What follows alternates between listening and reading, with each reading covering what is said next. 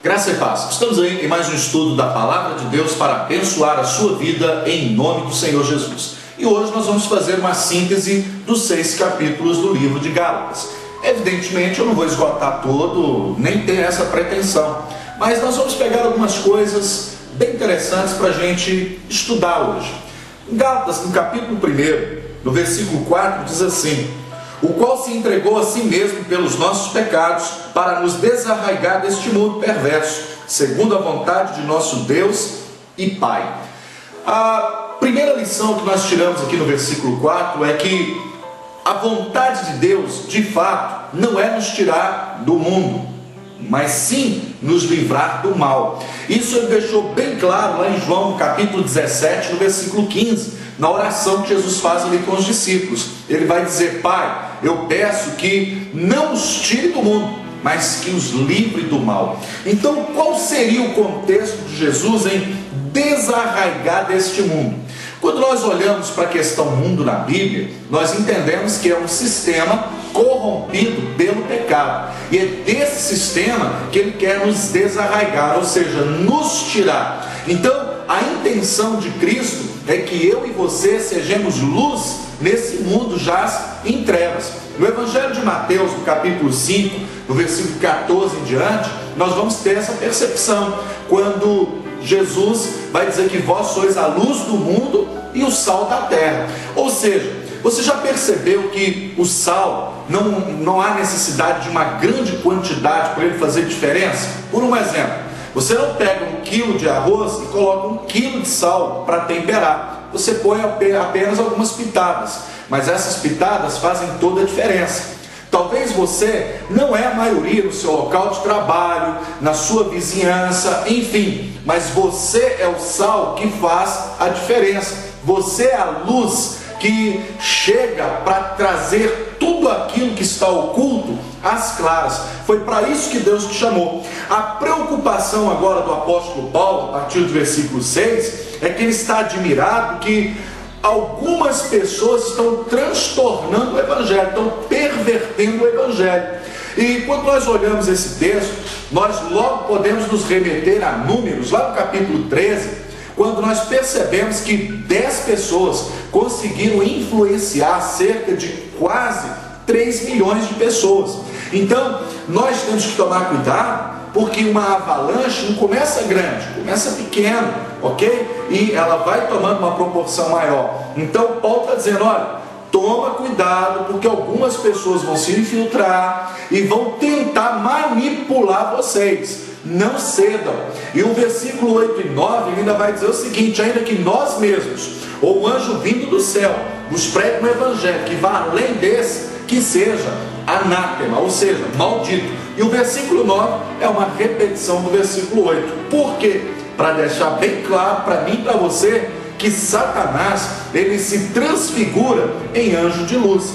Lá em 2 aos Coríntios, no capítulo 11, no versículo 14, Paulo diz assim: não é de se admirar, porque o próprio Satanás se transfigura em anjo de luz. Ou seja, ele não vai vir com tridente, chifres e rabo para tentar nos derrubar. Ele vai se apresentar numa forma muito bonita, uma forma interessante, que nos chame a atenção. Então, tome cuidado para que você não seja enredado por ele e caia. Quando nós vemos o texto de Mateus 24, quando Jesus diz que virão nos últimos dias homens que até fogo farão cair do céu, então toma cuidado para que você não confunda operação de Deus, onde Deus está de fato agindo, e onde Satanás usa sinais e prodígios da mentira para enganar. No capítulo 2, no versículo 14, Paulo está chegando à Galácia com Tito, e ele percebe uma dissimulação por parte do apóstolo Pedro. Presta atenção no versículo 14 do capítulo 2. Diz assim: quando porém vi que não procediam corretamente segundo a verdade do Evangelho, disse a Cefas na presença de todos: se tu, sendo judeu, vive como gentio e não como judeu, por que obrigas os gentios a viverem como judeus? Ou seja, o que Paulo está dizendo aqui para Pedro: olha, Pedro, se você é um cristão e não está vivendo como um, não se porta como um, Então não queira que os outros vivam uma vida que você não vive. Então, meu irmão, o que você é na tua igreja, na tua casa, você tem que ser em todos os lugares. Não dá para dissimular ser uma coisa na igreja e ser outra coisa na rua, no seu trabalho ou em casa. Você precisa ser um cristão autêntico. E não era o que o apóstolo Pedro estava sendo aqui. Ele estava dissimulando. E Deus não nos chamou para isso. E Paulo vai além no capítulo 3, vai chegar ao ponto de dizer: ó insensatos Gálatas, quem vos fascinou a vós outros, ante cujos olhos foi Jesus Cristo exposto como crucificado? Versículo 3: sois sim insensatos, que tendo começado no Espírito, estejais agora vos aperfeiçoando na carne. Olha bem, a questão não é como nós começamos, mas como nós vamos terminar. A questão é, você pode começar maravilhosamente bem, você pode começar com todo sucesso, mas o que vai determinar de fato o seu triunfo é a maneira como você vai concluir. Lá em Eclesiastes, no capítulo 7, versículo 8, diz que melhor é o final das coisas que o princípio delas. Por quê? Porque o final é que determina. Porque no início você pode começar muito bem, mas se lá no final você avacalhou, lascou-se. É como um jogador de futebol que entra em campo e joga 89 minutos de uma maneira terrível. A torcida está vaiando ele o tempo todo. Mas de repente, faltando 1 minuto para acabar o jogo, 0-0, final do campeonato, ele marca o gol da vitória e do título. Esse jogador vai ser, levantado pela torcida, vai ser, muitas pessoas vão dizer: isso aí, esse é o nosso melhor jogador, esse é o cara. Então, a questão não é como você começa, mas como você vai concluir. E o interessante é que, às vezes, o nosso passado pode não ter sido uma bênção, que pode até não refletir bem no nosso presente, mas você pode fazer a diferença daqui para frente para que você tenha um final de sucesso. Agora aqui no capítulo 4, no versículo 4, diz assim: vindo porém a plenitude do tempo, Deus enviou seu Filho nascido de mulher sob a lei. O que isso significa? No tempo certo, na hora exata, no kairós de Deus. Ou seja, Deus não vai agir fora do tempo. Deus não é como eu e você, que se precipita, que age de forma, precipitada. Não, as coisas de Deus são muito bem programadas. No capítulo 42 de Jó, versículo 2, a Bíblia diz assim: eu sei que tudo podes, e nenhum dos teus planos podem ser frustrados. Então, qual é a nossa compreensão aqui? Que Deus não trabalha como eu e você, de forma desordenada, de forma não planejada. Deus planeja tudo. Então, no tempo certo, na hora certa, Ele enviou o seu Filho. Então, qual é a lição para a nossa vida aqui? Não haja fora do tempo de Deus. Peça sempre orientação a Deus para que você tome as decisões corretas. Em Eclesiastes, no capítulo 3, diz que é um tempo determinado para todo o propósito de Deus debaixo do céu. E quando nós temos essa percepção, então nós entendemos que Jesus veio debaixo do sistema de lei, cumpriu a lei e nos ofereceu a graça. Mas olha bem, no versículo 10 diz assim: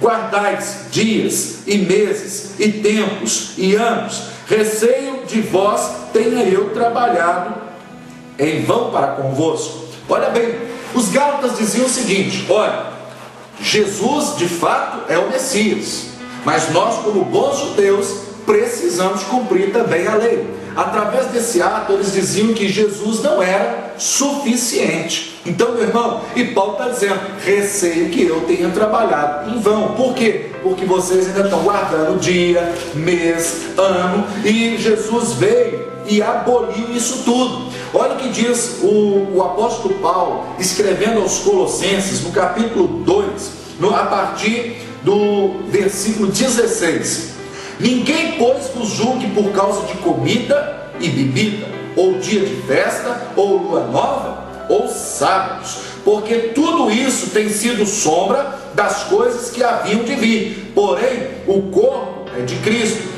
ninguém se faça árbitro contra vós outros, pretextando humildade e culto dos anjos, baseando-se em visões, enfatuando, sem motivo algum, na sua mente carnal, e não retendo a cabeça, da qual todo o corpo, suprido e bem vinculado por suas juntas ligamentos, cresce o crescimento que procede de Deus. Então, olha bem o que Paulo está dizendo, que todas essas festas cerimoniais, não é? A questão da observância do sábado e etc., isso tudo era sombra do que havia de vir, e que isso tudo tinha se cumprido em Cristo Jesus. Então, meu irmão, nós precisamos entender que nós estamos no tempo da graça. O tempo da graça nos alcançou, e graça no grego é a charis, favor imerecido. Pois bem, no capítulo 5, então Paulo vai fazer uma proposta. Olha bem: para a liberdade foi que Cristo nos libertou, permanecei, pois, firmes, e não vos submetais de novo ao jugo de escravidão. Eu, Paulo, vos digo que, se vos deixar circuncidar, Cristo de nada vos aproveitará. De novo testifico a todo homem que se deixe circuncidar, que está obrigado a guardar toda a lei. Agora, de Cristo vos desligastes, vós que procurais justificar-vos na lei, da graça decaístes, porque nós, pelo Espírito, aguardamos a esperança da justiça, que provém da fé, porque em Cristo Jesus nem a circuncisão, nem a incircuncisão tem valor algum, mas a fé que atua pelo amor. Olha o que Paulo está dizendo: se você quiser cumprir um preceito da lei, você é obrigado a cumprir toda a lei. Mas se você tropeça em um item da lei, você tropeçou em toda a lei. Então eu não posso pegar lá no Antigo Testamento, em Êxodo, no capítulo 20, e pegar o sábado e querer empurrar o sábado hoje na marra, que quem não cultuar no sábado vai para o inferno. Engraçado, quando nós observamos isso, eles nem no inferno pregam, eles nem no inferno creem, mas quando dizem para os que não cultuam no sábado que vão para o inferno, eu não entendo, porque aí se configura uma grande discrepância. Se eu não acredito no inferno, mas digo que quem não cultuar no sábado vai para o inferno, o texto de Colossenses é muito claro. O texto aos Romanos também, Paulo vai dizer essa questão: ninguém vos julgue por comida, por bebida, nem por coisa alguma. Então, cada um tem a sua fé para você. Então, a fé que tens, tenha para ti mesmo. Feliz é o homem que não se condena naquilo que aprova. Se você não se condena no que você está aprovando, parabéns para você. E é esse texto que Paulo cita aqui em Romanos. Eu quero citá-lo para você, para não ficar apenas aqui na minha palavra, ok? Romanos, no capítulo de número 14, versículo 22, ó. A fé que tens, tenha para ti mesmo perante Deus. Bem-aventurado é aquele que não se condena naquilo que aprova. Agora, a questão é: o sábado, os cerimoniais, os cultos sabáticos, de lua nova, isso acabou. Isso tudo encerrou em Cristo. Nós agora estamos na graça. Você vai ver que todas as coletas que eram feitas na igreja no Novo Testamento eram feitas no primeiro dia da semana. Está lá em 1 Coríntios, no capítulo 16, versículo 1, ok? Nós vamos ver várias citações nesse sentido, também em Atos dos Apóstolos. Então, a questão aqui, Paulo está apresentando, ou a lei ou Cristo. Não dá para ser os dois não, porque um cumpriu o outro, que é Cristo cumprindo a lei, nos oferecendo a graça. E quando ele foca a questão da circuncisão, a circuncisão era uma incisão feita na ponta do prepúcio masculino, para marcar o povo de Israel. Então, meu irmão, se você quer cumprir uma determinação da lei no Antigo Testamento, então você vai ter que circuncidar também, ok? Então, qual é o nosso entendimento acerca dessa questão aqui? Paulo está enfatizando mesmo: ou a lei ou Cristo. ok? Agora, nós, na Igreja do Novo Testamento, qual é o nosso princípio?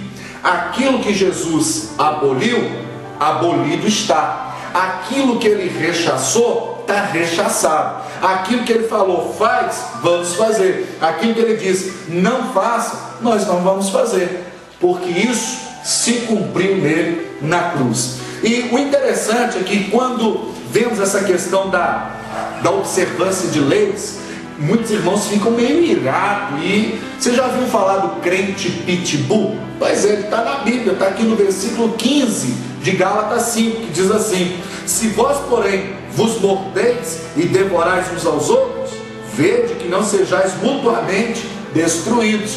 Cuidado, hein, meu irmão, para você não sair mordendo os outros aí e transmitindo raiva, porque é a graça, pela graça sois salvos. Isso não vem de vós, é dom de Deus. E eu quero encerrar no capítulo 6, que diz assim, no versículo de número 7: não vos enganeis, porque de Deus não se zomba. Tudo que o homem semear, isso também ceifará. Ou seja, esse texto não se aplica apenas como um texto para maldição. Olha, se você for mal, você vai colher maldade. Não, isso aqui é amplo. Tudo que você planta, você colhe. Paulo está tratando da lei da semeadura. Se você planta em terra fértil, você vai colher. Então o que nós estamos aprendendo aqui? O que você anda semeando? Se você semeia verdade, você vai colher confiança. Mas se você semeia mentira, você vai colher discórdia. Então, cuidado com o que você anda plantando.